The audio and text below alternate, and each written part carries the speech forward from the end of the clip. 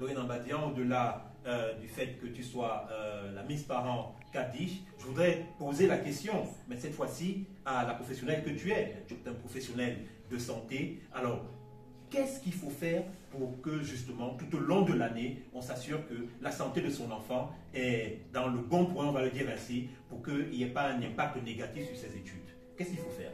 Merci Léona pour la parole donnée à nouveau et merci de rebondir sur ce point très important du suivi de nos enfants lorsqu'ils abordent leur année scolaire ou leur année académique. Il est très important que justement le parent veille à la bonne santé de l'enfant et ça aussi, ça passe par la communication, par l'observation d'abord. Voilà, le parent doit être il doit être très observateur pour pouvoir remarquer certains comportements de l'enfant. Voilà, un parent qui ne se préoccupe pas des études de son enfant, un parent qui n'observe pas son enfant ne verra pas que, par exemple, l'écriture devient de plus en plus minuscule chez l'enfant. C'est un signe qui alerte déjà.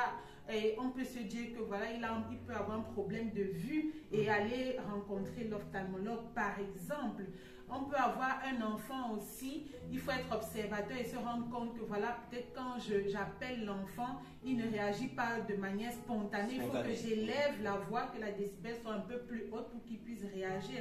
Donc au cours de l'année, Papa Claude Olivier Adiaba, en professionnel de santé, nous apprend à être très observateur au niveau des attitudes de nos enfants tout au long de l'année afin de pouvoir déceler les problèmes qu'ils peuvent avoir et se rapprocher des structures sanitaires aguerries, ne pas aller de gauche à droite, ou bien ne pas faire de l'automédication, voilà, aller vers les professionnels de santé pour avoir le meilleur avis et pouvoir permettre à cet enfant-là de mieux évoluer parce qu'un enfant qui ne voit pas bien, par exemple, au tableau et qui occupe peut-être le banc du fond en classe, c'est un enfant qui ne va pas être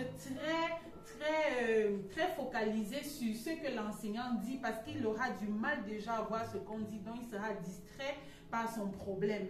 Vous voyez, donc c'est quelque chose qui peut être banal, mais qui peut mettre à mal l'année de l'enfant. Donc le suivi médical, le suivi sanitaire de l'enfant est très important et ça, au jour le jour, Papa Claude Olivier Adiaba nous inscrit là-dedans et c'est à l'attention de tous les parents du monde. Merci. Merci, Doreen.